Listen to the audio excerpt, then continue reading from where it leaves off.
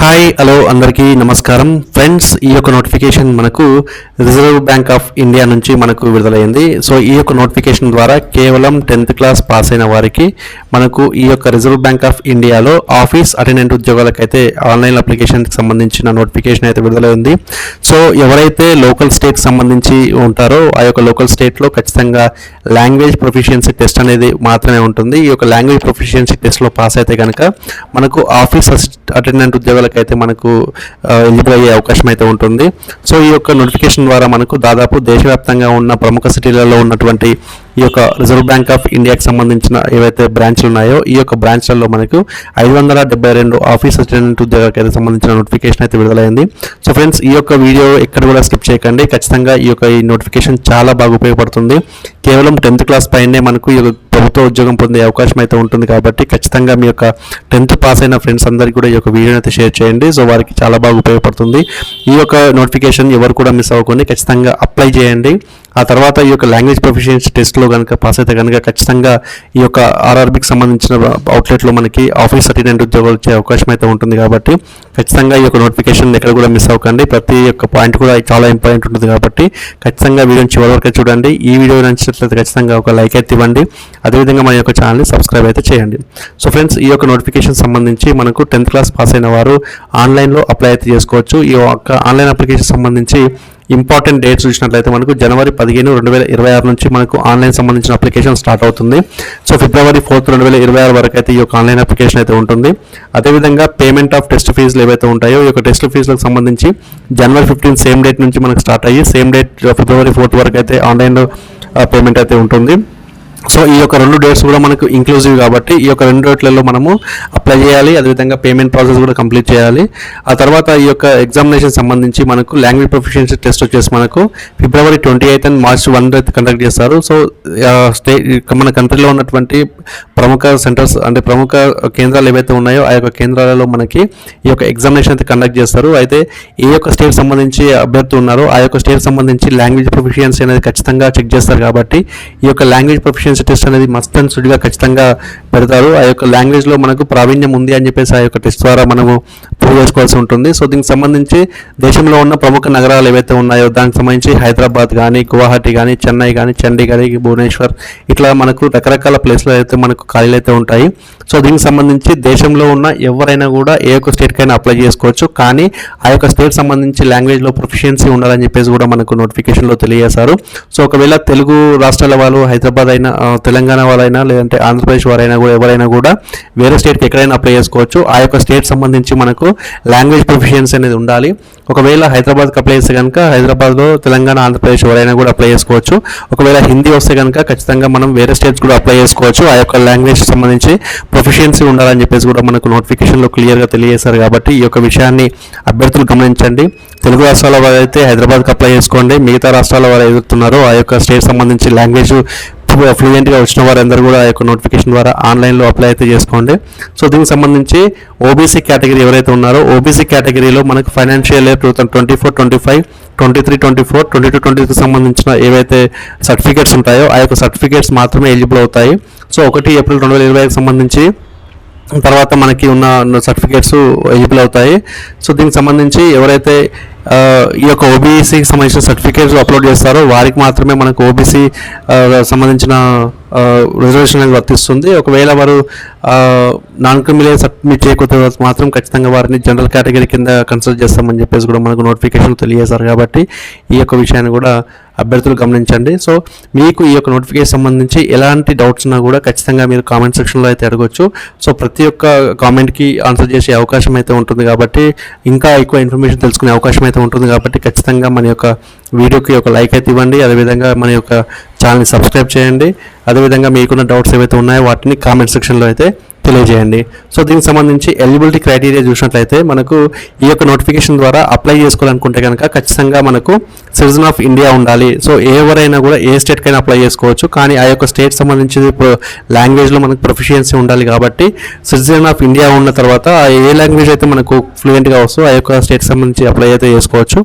So మనకి subject of Nepal, subject of Bhutan కూడా మనము అప్లై చేసుకునే అవకాశం అయితే ఈ యొక్క నోటిఫికేషన్ ద్వారా కల్పించారు. సో భారతదేశ పౌరులైనా ఉండాలి, లేదంటే నేపాల్ నుంచి కానీ భూటాన్ నుంచి కానీ మనకు ఎన్నో ఏళ్ళ కిందట బతకదేకి వచ్చిన వాళ్ళు, అంటే 1 జనవరి 1962 కంటే ముందు ఎవరైతే ఇండియాకి వచ్చి సెటిల్ అయ్యారో వాళ్ళందరూ కూడా ఆన్లైన్లో అప్లై చేసుకోవచ్చు అని చెప్పేసి కూడా నోటిఫికేషన్లో తెలియజేశారు. సో ఈ యొక్క నోటిఫికేషన్ సంబంధించి మనకు ఏజ్ వచ్చేసి మనకు 18 to 25 years మధ్యలో ఉండాలని చెప్పేసి చెప్పారు. క్యాండిడేట్స్ ఎవరైతే ఉన్నారో వారు 2/1/2001 కంటే ముందు పుట్టకూడదు అని చెప్పేసి చెప్పారు. సో మనకి 2/1/2001 తర్వాత పుట్టిన క్యాండిడేట్స్ ఎవరైతే ఉన్నారో వారు, అదేవిధంగా 1/1/2000 మధ్యలో పుట్టిన వారు మాత్రమే ఈ యొక్క నోటిఫికేషన్ ద్వారా ఎలిజిబిలిటీ అనేది వస్తుంది. సో ఒకవేళ కనుక ఎస్సీ ఎస్టీలకు సంబంధించిన వారు కావచ్చు, లేదంటే అదర్ బ్యాక్వర్డ్ క్యాస్ట్లు ఎవరైతే ఉన్నారో, ఫిజికల్ డిసేబుల్స్ ఎవరైతే ఉన్నారో, ఎక్స్ సర్వీస్మెన్స్ ఎవరైతే ఉన్నారో, విడోస్, డివోర్స్డ్ ఉమెన్స్ ఎవరైతే ఉన్నారో వారికి అడిషనల్గా మనకి ఎస్సీ ఎస్టీలకి ఒక 5 సంవత్సరాల రిలాక్సేషన్ అయితే ఉంటుంది. అంటే వారు 30 years వరకు అయితే అప్లై చేసుకోవచ్చు. ఓబీసీ వారికి అయితే 20 years వరకు అయితే అప్లై చేసుకోవచ్చు. పర్సనల్ డిసేబిలిటీ ఎవరైతే ఉన్నారో వాళ్ళకి 10 సంవత్సరాల వరకు అప్లై చేసుకోవచ్చు. అంటే దాదాపు అప్పర్ ఏజ్ లిమిట్ వచ్చేసి మనకు 25 నుంచి 35 years వరకు అయితే అప్లై చేసుకునే అవకాశం అయితే ఉంటుంది. సో దీంట్లో మనకి విడోస్ కానీ డివోర్స్డ్ ఉమెన్స్ ఎవరైతే ఉన్నారో వారు కూడా రిజర్వేషన్ అనేది ఉంటుంది, వారు కూడా చెక్ చేసుకోవచ్చు. సో ఈ యొక్క నోటిఫికేషన్ సంబంధించి చాలా ఇంపార్టెంట్ పాయింట్. సో ఈ యొక్క నోటిఫికేషన్ సంబంధించి కేవలం 10th క్లాస్ పాస్ అయితే మాత్రమే మనం ఈ యొక్క నోటిఫికేషన్ ద్వారా ఆన్లైన్ అప్లై అయితే చేసుకోవచ్చు.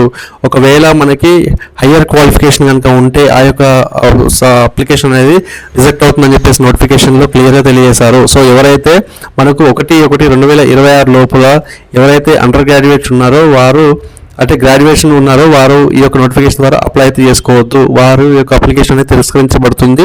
ఒకవేళ తిరస్కరించుకున్న జాబ్ వస్తే కనుక వారి యొక్క జాబ్ అనేది డిస్క్వాలిఫై అవుతుందని చెప్పేసి నోటిఫికేషన్లో తెలియజేశారు. కాబట్టి ఈ యొక్క నోటిఫికేషన్ ద్వారా కేవలం 10th క్లాస్ పాస్ అయిన వారు మాత్రమే అప్లై చేసుకోండి, డిగ్రీ ఉన్న వాళ్ళు అప్లై చేయకండి. సో దీనికి సంబంధించి సెలక్షన్ ప్రాసెస్ చూసినట్లయితే మనకు సెలక్షన్ ప్రాసెస్ కేవలం మనకు test and language proficiency test ఉంటుంది. ఈ యొక్క ఆన్లైన్ టెస్ట్లో వచ్చేసి మనకు రీజనింగ్లో 30 క్వశ్చన్స్ అయితే ఉంటాయి, అదేవిధంగా జనరల్ ఇంగ్లీష్లో 30 క్వశ్చన్స్ అయితే ఉంటాయి, జనరల్ అవేర్నెస్లో 30 క్వశ్చన్స్ అయితే ఉంటాయి, న్యూమరికల్ అబిలిటీలో కూడా మనకు 30 క్వశ్చన్లు అయితే ఉంటాయి. సో దాదాపు మనకు 120 క్వశ్చన్లకు సంబంధించి 120 మార్క్స్ అయితే ఉంటాయి. దీంట్లో మనకి 90 నిమిషాల సమయంలో ఈ యొక్క 120కి సంబంధించిన క్వశ్చన్లకు మనం ఆన్సర్ చేయాల్సి ఉంటుంది. సో ఈ యొక్క లాంగ్వేజ్ ప్రొఫిషియన్సీ టెస్ట్ వచ్చేసి మనకు ఎవరైతే ఈ యొక్క ఆన్లైన్ టెస్ట్లో ఎలిజిబుల్ అవుతారో ఈ యొక్క ఎలిజిబుల్ అయిన వారికి మనకు లాంగ్వేజ్ ప్రొఫిషియన్సీ టెస్ట్ అనేది కండక్ట్ చేస్తారు.